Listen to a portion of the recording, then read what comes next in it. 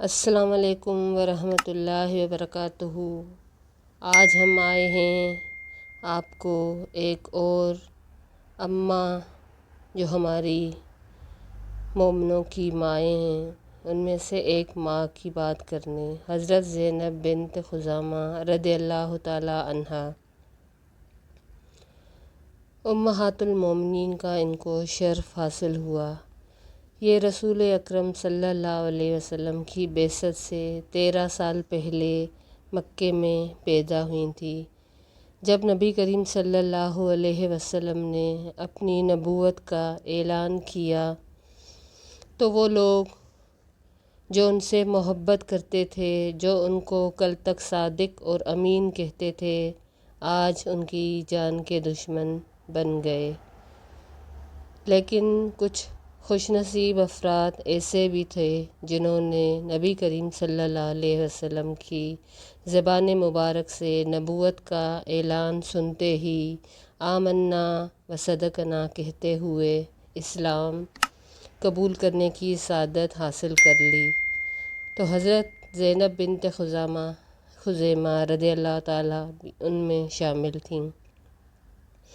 ان کے شوہر عظیم المرتبت صحابی حضرت عبداللہ بن جحش رضی اللہ تعالیٰ عنہ تھے۔ ان سے آپ کا نکاح ہوا تھا، لیکن یہ عظیم صحابی غزوہ احد میں شہید ہوئے۔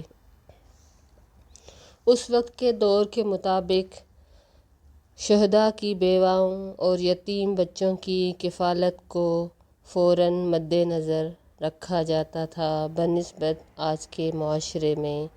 ان سے نکاح کرنا، ان کے یتیم بچوں کی کفالت کو ترجیح دی جاتی تھی اور اس میں کوئی بھی عیب نہیں سمجھا جاتا تھا۔ اس دور کے تقاضے کے مطابق جب اسلام کا دورہ تھا اور اسلام ابھی پہلے مراحل میں شامل ہو رہا تھا، اسلام کی ایک طرح سے امتحان تھا لوگوں کا بھی تو ان کی تربیت کا بھی۔ اسلام اس وقت ان کے لیے تربیت کا انتظام فرما رہا تھا۔ جنگیں بھی ہو رہی تھیں تو صحابیات یا صحابہ کے لیے دیگر ازواج یا متعدد نکاح کرنا کوئی عیب کی بات نہیں سمجھی جاتی تھی۔ تو اسی طرح حضرت زینب بنت خزیمہ، ان کے شوہر کی جب شہادت ہوئی تو یہ بہت زیادہ غم میں مبتلا تھیں۔ اللہ کے رسول نبی کریم صلی اللہ علیہ وسلم نے ان کو اپنے نکاح میں لینے کے لیے پسند فرمایا اور یوں یہ صحابیہ سے ام المومنین بن گئیں۔ اس سعادت پہ جتنا بھی رشک کیا جائے کم ہے۔ اسی طرح حضرت حمنہ بنت جحش رضی اللہ تعالیٰ عنہ کے شوہر حضرت مصعب بن عمیر بھی غزوہ احد میں بھی شہید ہو گئے تھے، تو انہوں نے غم سے لمبی آہ بھری۔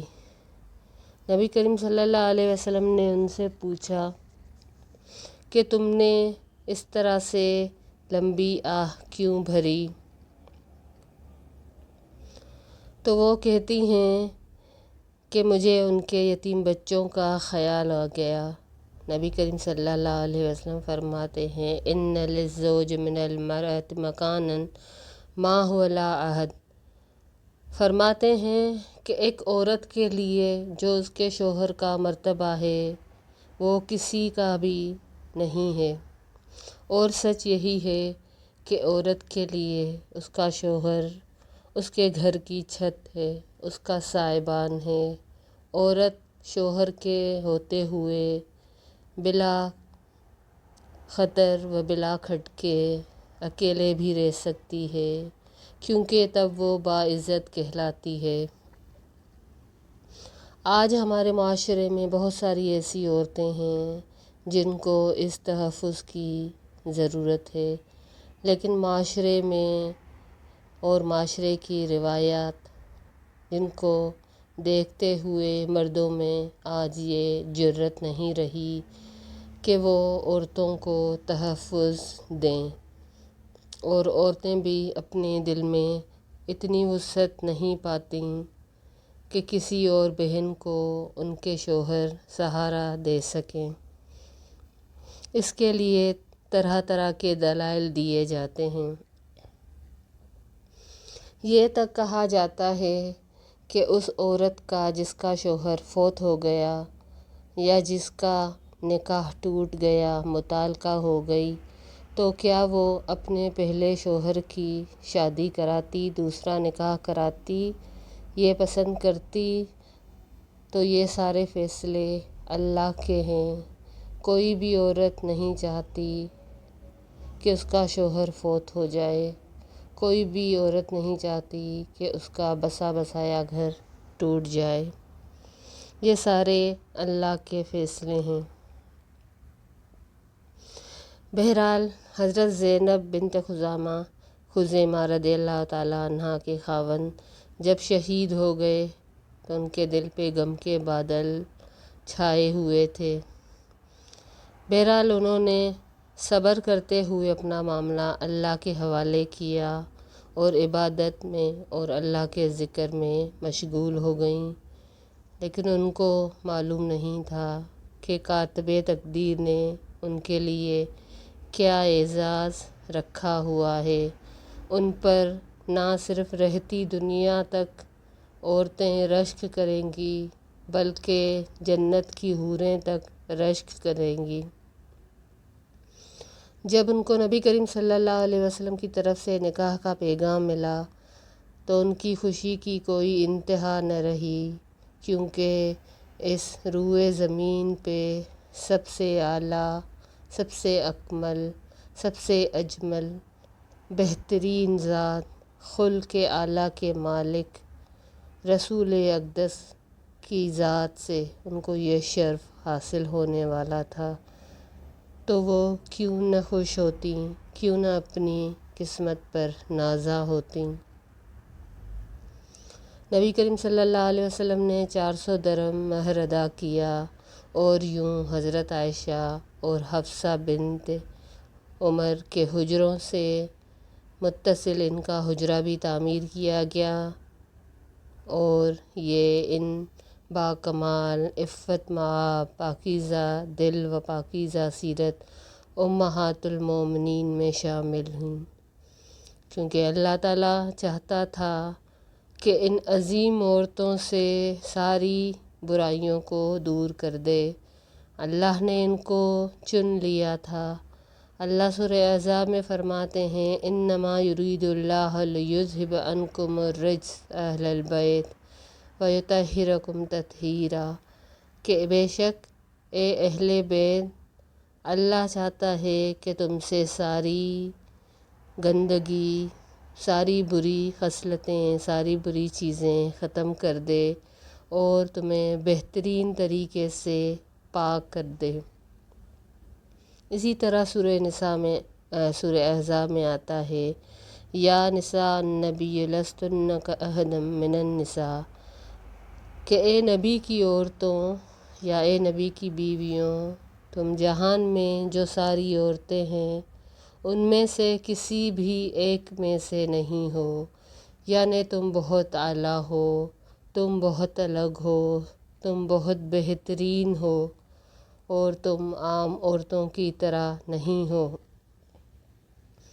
اماں زینب بنت خزیمہ کثرت کے ساتھ صدقہ اور خیرات کرتی تھیں، اسی لیے ان کو ام المساکین کہا جاتا تھا، اور یہ ان کی شہرت زمانہ جاہلیت میں ہی شروع ہو چکی تھی،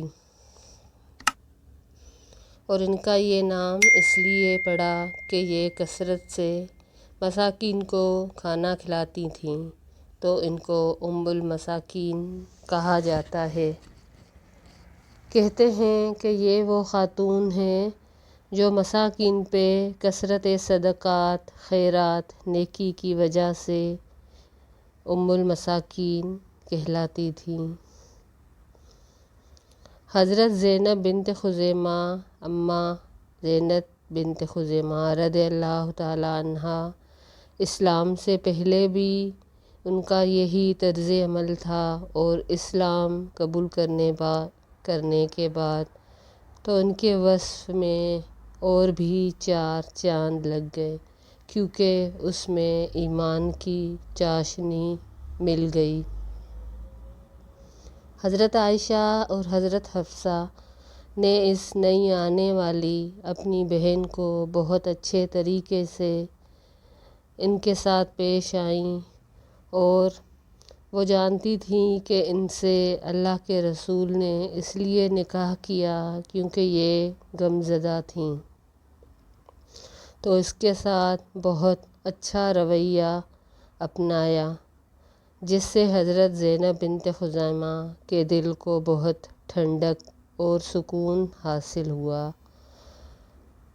لیکن اللہ کو یہ ساتھ زیادہ عرصے تک منظور نہ تھا۔ ابھی ان کو نبی کریم صلی اللہ علیہ وسلم کے نکاح میں آئے ہوئے 8 مہینے ہی گزرے تھے کہ کاتب تقدیر نے ان کو آسمان پر بلا لیا، جنت میں نبی کریم صلی اللہ علیہ وسلم کے ساتھ ایک بار پھر ملنے کے لیے یہ اس دنیا سے چلی گئیں۔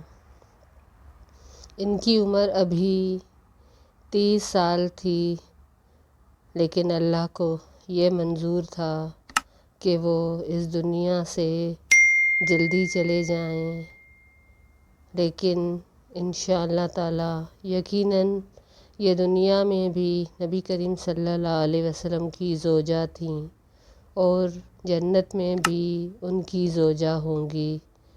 اللہ کے رسول نے صلی اللہ علیہ وسلم نے ان کی نماز جنازہ پڑھائی اور جنت بقیع میں دفن کیا۔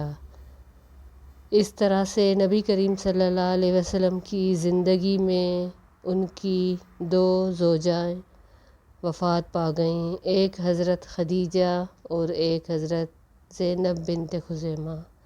اللہ کی ان پر کروڑہا رحمتیں ہوں، اس دنیا میں بھی اور آخرت میں بھی۔ السلام علیکم ورحمۃ اللہ وبرکاتہ۔